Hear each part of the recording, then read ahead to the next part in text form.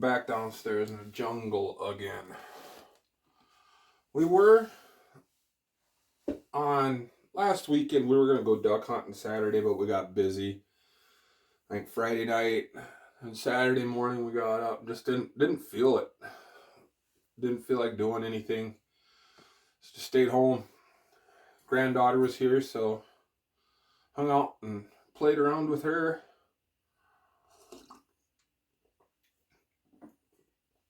But then on Sunday, we were going to go to the store and all that and get supplies for the week. And the kid parked in the driveway, and we came out to leave, and we seen a huge puddle sitting under his Cummings, which we ended up figuring out it was the water pump leaking, the seal. I think it was like $50 for the water pump, and I think the most expensive thing was the 3 gallons of concentrate that he had to buy for it, and it was that stupid red stuff. But we got that done. We put the new water pump. It ain't leaking. It ain't overheating. Thing has a hard time of warming up. But that's what we did Sunday, and we watched a football game. But I'm back down here in the jungle. My dungeon. These are 12 gauge, 3.5, new primed olive green hulls by Cheetah again. I got these from Ballistic Production, and they are a hot primer. They're a Magnum primer. It doesn't say it anywhere, but when I bought them, it said Magnum primer, which I like to use Magnum primers in the end of the year when it's cold, because you know that you're going to have enough fire to start that. I never had a problem with it. I just use them when it's colder. But we are going, me and the son, the older boy, we sent in for our Tundra Swan tags. Wow. You in the state of South Dakota, you can go up north and take a Tundra Swan. Even now and then, we see them down here flying around. So you almost always want to have it on you. If you never shot a Tundra Swan, come here and try it. There's always leftovers. It's a huge bird. I mean, it's amazing how big these birds are until you get up on them. And it's once... You know, if I get one, it'll be my second one. I got one when I was younger. And we always go up by Bay. There's a waterfowl refuge up there, and that place always has swans. Everywhere you go. Well, not everywhere, but it's got swans, and that's what matters. Well, how do you understand a trumpeter from the tundra? Well, there's a reason why those trumpeters are on the extinction list, or was. They're just not around here. They're more over east than what they are here. Our swans are a tundra, which come from way up north. And they let us take one. You send in for your tag, I think it was $11. And you could take a Tundra Swan. But that's what I was going to start preparing for. I wanted to do some loads just for the, I'm going to put it on a chronograph. I'm going to check my pattern. We'll be using T-shot, long shot for a powder. Today, everything will be on the scale. T-shot does not cycle through the Mech 12 gauge 3.5. I think the biggest you can get through that is F. But I'm starting to look. You know, and that my son will shoot his 10 gauge when we go up there. So we'll be doing the same thing for 10 gauge in a while. But I'll be loading 1.5 ounces of T-shot with 29 grains of powder. And then I'm going to take it out and see what my feet are per second on my shot and see my pattern, see how good it is. Because got to use a non-toxic shell. And it's a big bird. The big bird thing is a fear that I feel as if when the big bird looks close, it's not. It's still pretty far away. You know, you're misjudging your shot by 10 yards. You know, and that depends on your length too, your lead on your shot, on how far you need to pull that off. Thought I had an open bag around here. These are the same thing.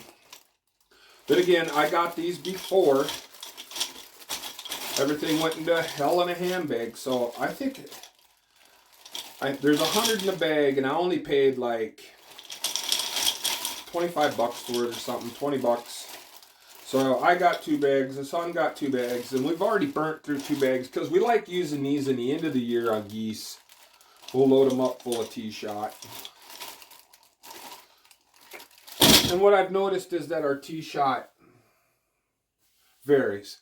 You know, I mean, the pattern varies. You know, I haven't tried F-shot yet. I don't even know if I can get F-shot. And I'd like to try that to see how that patterns. I see a lot of guys shooting heavier lead that are shooting double lock. But these guys hunt deer with their shotguns because that's all they can do. But it's still amazing. You know, they run deer down with dogs. Deer cross the road. They take the deer.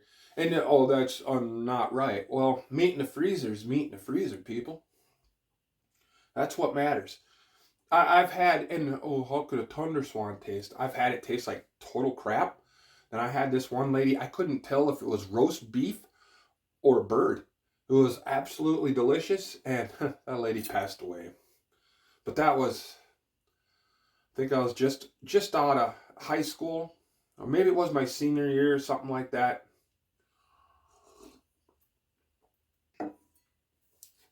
But I was going to show you how to do what I was going to do for one of these. Again, like I said, we're weighing everything out today. And I was gonna step it up a little bit. I want to take 3 shells of 29.0, 3 shells of 29.2.5, 3 shells of 25.0. And see which one is moving faster and can keep that consistent in the pattern at 50, 60 yards. And remember, this is a big bird.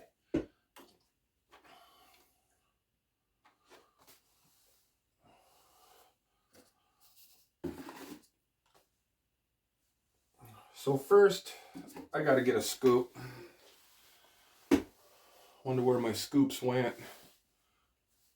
I always get my granddaughter down here. Who doesn't like to hang out with Papa down here?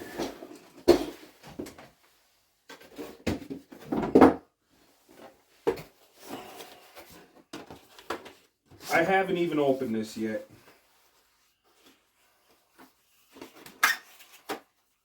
We're going to go up to 3.4 cc's. That does not look like enough.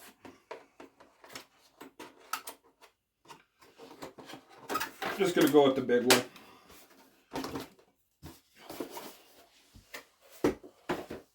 Hope she doesn't find that, because she loses my other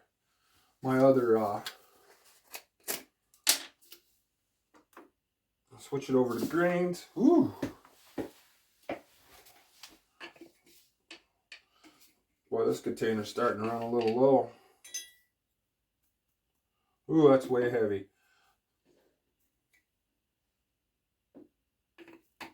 Oh, wow, I like that. 29.0.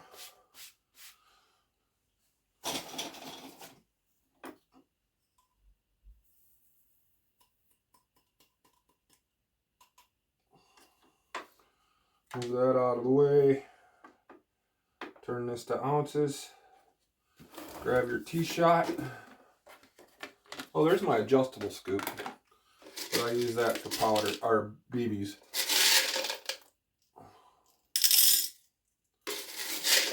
And I'm looking for 1.5 ounces.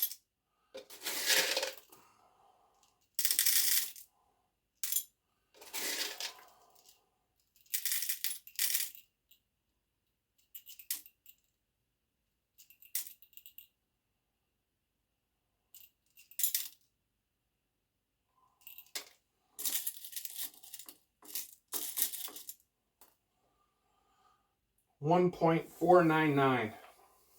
Perfect. Again, I'm going back with the precision wads, the TUPRW1235 wad. It seems like these are our go-to. This is what I use all the time.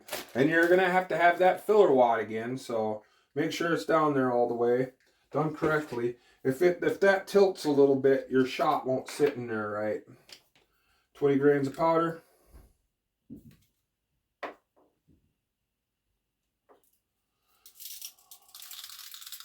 Dump your shot in.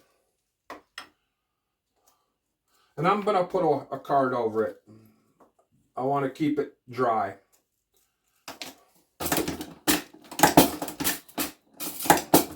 And I'm going to make 3 of these, and then I'll step up my powder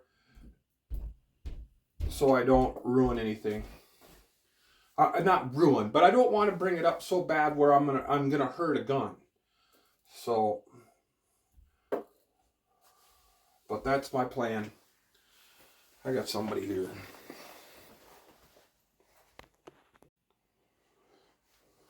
Well, the wife came home for lunch today. She's got the early shift at the bank.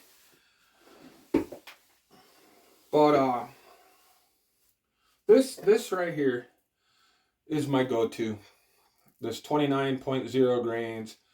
I've stepped it up too. I've gone to a little hotter. I don't even want to say, but I'm getting a little over like 1350 feet averaged out of 3 shots.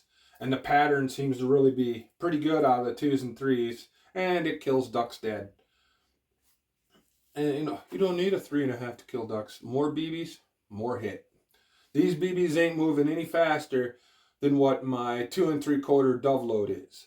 But I'm only loading an ounce in my dove load, and I'm loading an 1.5 ounces in here. Wish I could make it heavier, but yeah, that ain't gonna happen. Yeah, the heaviest is an 1.5 ounces. There is no 1 3/8. Or 3/8 would be smaller than a half. An 1.5 ounces is the heaviest. Where I think we can get an 1 5/8 out of a 10 gauge, which he'll shoot and I'll reload for it. And then we got to be careful too, because his 10 gauge shells, if I have any,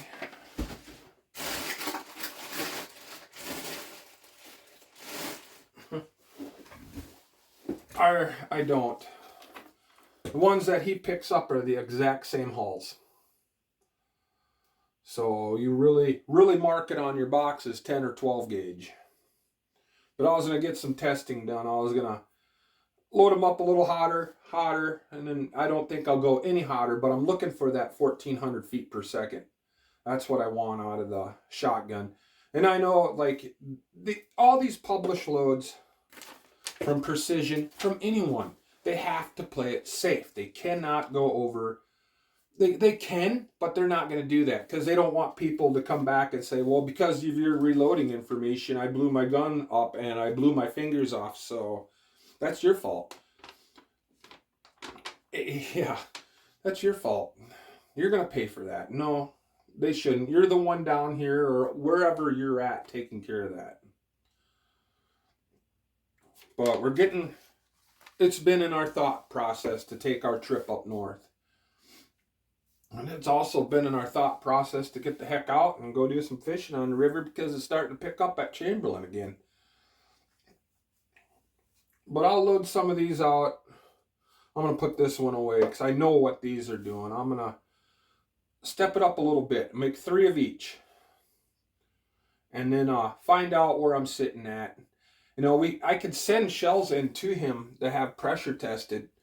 But that costs like $60 for 5 rounds or something. Is it worth it? No, just take your time. Gather it up.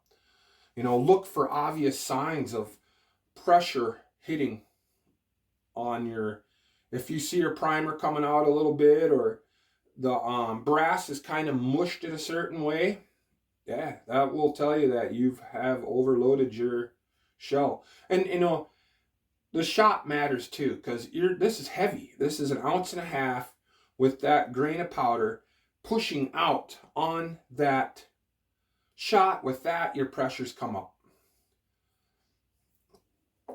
But he's got my oldest son's got a buddy that he lives in the city in the summertime and works for some company, but he goes up north because that's where his family's from. And he even said he got his old man out there to get some ducks last week, so that's a good thing.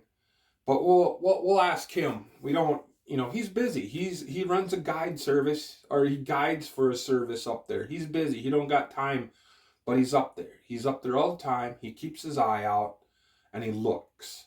In the fall of the year, he'll be doing goose hunts, which it is awesome goose hunting up there. And then and they just got done with, I think his last hunt, he said they were trying for some mallards, but the geese came in, so they had a Canadian goose hunt. And that swan thing, if you got a chance or live near our state, I think you have to apply for the out-of-state waterfowl license, which is a fun deal. I think there's leftovers in that. And then you could apply for the Tundra Swan tag here in our state, and you get one. I don't know if you get any more than that or not, but it's fun.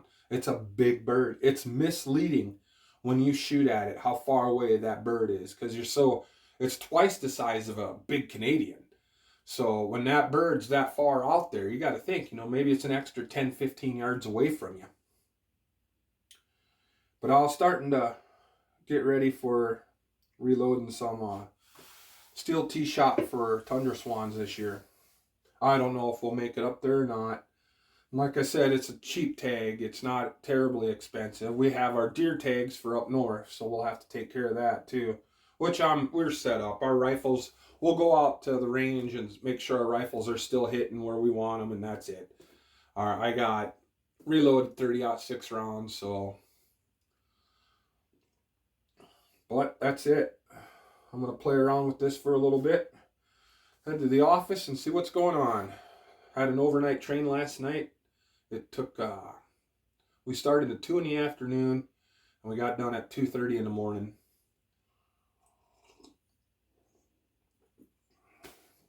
Slept in till 9 o'clock. Moseyed around, did nothing. I'm back down here in the dungeon, trying to figure out some loads for our Tundra Swan. And if that load works out, then I'm going to switch it. I'm not going to load anymore 29.0. It'll be whatever that is. And I'm going to start. I don't see why it wouldn't work. We're shooting, I don't even want to say. Load at your own risk.